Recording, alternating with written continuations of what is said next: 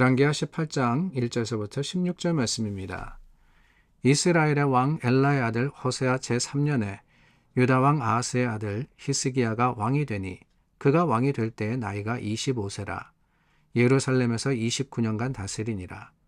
그의 어머니의 이름은 아비요 스가리아의 딸이더라. 히스기야가 그의 조상 다윗의 모든 행위와 같이 여호와께서 보시기에 정직하게 행하여 그가 여러 산당들을 제거하며 주상을 깨뜨리며 아세라 목상을 찍으며 모세가 만들었던 놋뱀을 이스라엘 자손이 이때까지 향하여 분향함으로 그것을 부수고 느우수단이라 일컬었더라. 히스기야가 이스라엘 하나님 여호와를 의지하였는데 그의 전후 유다 여러 왕 중에 그러한 자가 없었으니 곧 그가 여호와께 연합하여 그에게서 떠나지 아니하고 여호와께서 모세에게 명령하신 계명을 지켰더라. 여호와께서 그와 함께 하심에 그가 어디로 가든지 형통하였더라. 저가 아수르 왕을 배반하고 섬기지 아니하였고 그가 블레셋 사람들을 쳐서 가사와 그 사방에 이르고 망대에서부터 견고한 성까지 이르렀더라. 히스기야 왕 제4년 곧 이스라엘의 왕 엘라의 아들 호세아 제7년에 아수르의 왕 살마네셀이 사마리아로 올라와서 애워쌌더라. 3년 후에 그 성읍이 함락되니 곧 히스기야 왕의 제6년이요 이스라엘 왕 호세아의 제9년에 사마리아가 함락되매 아수르 왕이 이스라엘을 사로잡아 아수르에 이르러 고산 강가에 있는 할라와 하볼과 메대 사람의 여러 성읍에 두었으니 이는 그들이 하나님 여호와의 말씀을 듣지 아니하고 그의 언약과 여호와의 종 모세가 명령한 모든 것을 따르지 아니하였음이더라. 히스기야 왕 제14년에 아수르의 왕 사네립이 올라와서 유다 모든 견고한 성읍들을 쳐서 점령하매 유다의 왕 히스기야가 라기스로 사람을 보내어 아수르 왕에게 이르되 내가 범죄하였나이다. 나를 떠나 돌아가소서. 왕이 내게 지우시는 것을 내가 당하리이다 하였더니 아수르 왕이 곧 은 300달란트와 금 30달란트를 정하여 유다 왕 히스기야에게 내게 한지라. 히스기야가 이에 여호와의 성전과 왕궁 곳간에 있는 은을 다 주었고 곧 또 그때에 유다 왕 히스기야가 여호와의 성전 문의 금과 자기가 모든 기둥에 입힌 금을 벗겨 모두 아수르 왕에게 주었더라. 오늘 말씀은 그 유명한 히스기야 왕에 대한 이야기입니다. 유다 왕이었죠. 남유다의 왕이었고 13번째 왕입니다. 그런데 이 히스기야에 대한 평가가 참 재미있습니다. 놀랍습니다. 사실은 3절 말씀입니다. 히스기야가 그의 조상 다윗의 모든 행위와 같이 여호와께서 보시기에 정직하게 행했다라고 하고 있습니다. 히스기야가 하나님의 말씀, 그 말씀을 따라서 정직하게 행했다.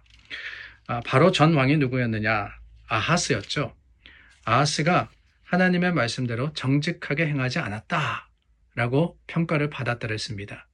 근데 그 전에 왕들은 또한 정직하게 행했다라는 평가를 받은 왕들이 몇 대에 걸쳐가지고 나왔던 것을 우리는 기억합니다. 그런데 참 놀랍게도 히스기야는 여호와 보시기에 정직하게 행할 뿐만 아니라 4절 말씀서부터 보니까 이전과는 다릅니다.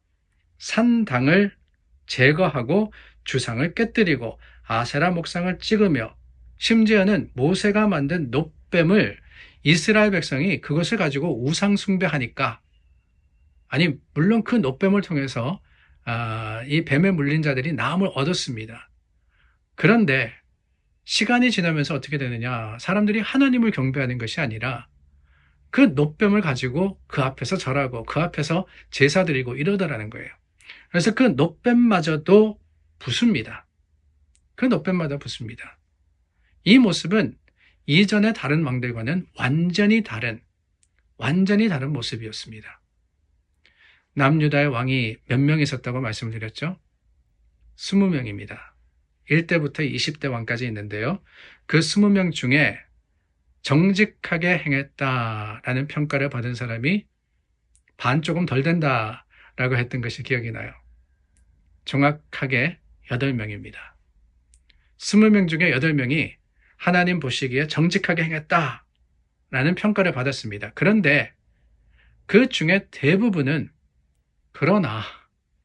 그러나 산당은 제거하지 않았으니 라고 이어지거든요. 정직하게 행했지만은 온전하지는 못했다는 겁니다. 그 8명 중에, 그러니까 20명의, 총 20명의 그 유다왕 중에 온전하게 행한, 그러니까 산당도 제거하고, 그리고 이 모든 주상을 깨뜨리고 했던 왕들은 딱 2명이었습니다. 그게 누구냐? 13대 왕 아하시아, 그리고 16대 왕 요시아였어요. 이 두 왕만이 온전하게 하나님 앞에 타협하지 않는 신앙의 모습으로서 칭찬을 들은 겁니다. 얼마나 놀라운 일입니까? 얼마나 감사한 일입니까? 북이스라엘은 다 악했는데 남유다 중에 그래도 8명이 정직하게 했고 그 중에 2명이라도 온전하게 행했다. 감사한 일이 아닐 수가 없습니다. 그런데 문제는 뭐냐? 여기서 말씀이 끝나면 얼마나 좋겠어요. 근데 이어지는 말씀에 보니까 어떤 말씀이 이어지느냐? 이 히스기야가 여러 정치적인 상황 가운데 실수하고 실패하는 일이 일어납니다. 그래서 아수르에게 성전에 있는 그 기물들과 성전에 있는 귀한 것들을 빼앗기는 이런 일이 벌어지게 되는 거예요. 왜 그렇게 되느냐? 그럴 수밖에 없지 않았나 하는 생각이 듭니다. 우리가 하나님을 정직하게 따르고 하나님의 말씀대로 행한다 할지라도 사실 평생 그렇게 살기가 참 어렵습니다. 이 히스기야도 그랬고요. 요시야도 정말 일평생 하나님 앞에 온전하게 행했다라는 그런 평가를 받지는 못했어요. 왜 그러느냐? 그럴 수밖에 없지 않습니까? 그들도 우리와 같이 죄성이 있거든요. 죄성이. 모든 인간은 죄로 태어나고 그 죄 가운데 살아갑니다. 이 죄의 흔적으로 말미암아서 세상과 타협할 수밖에 없는 거예요. 그러나 여러분, 우리가 평생토록 온전해야지만 그게 칭찬의 이유, 그건 아니라고 생각이 됩니다.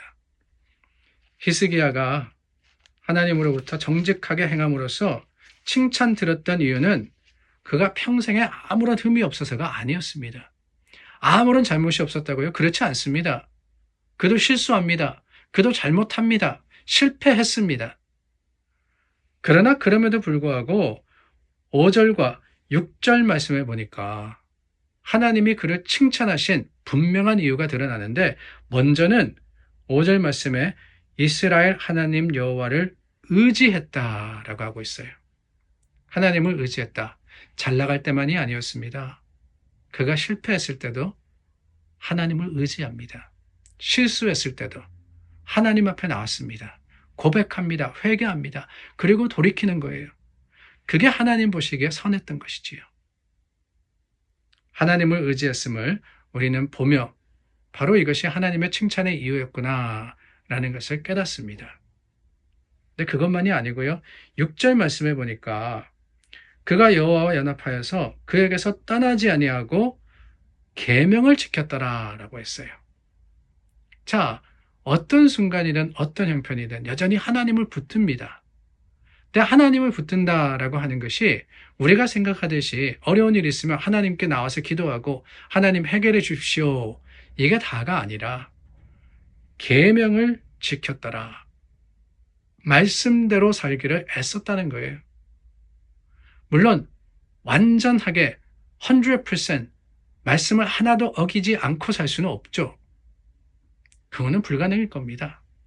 아무리 선한 사람도, 아무리 신실한 사람도, 아무리 믿음이 뛰어난 사람도 살다 보면은 말씀에서부터 벗어날 때가 있어요. 그러나 더 중요한 게 뭐냐? 그럴 때 하나님을 떠나지 않는 겁니다.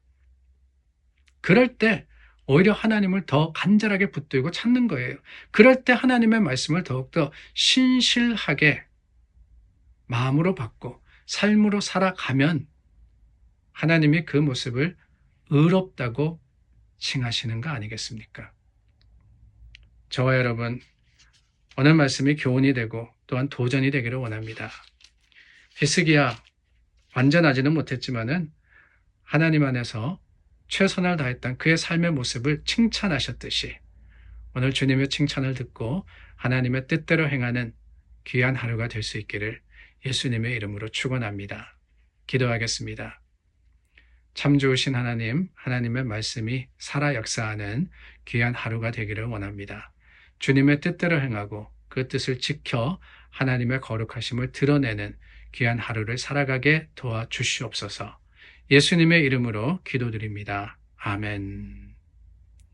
말씀과 또한 하나님의 임재가 우리의 능력이 되는 그런 하루가 되기를 바랍니다.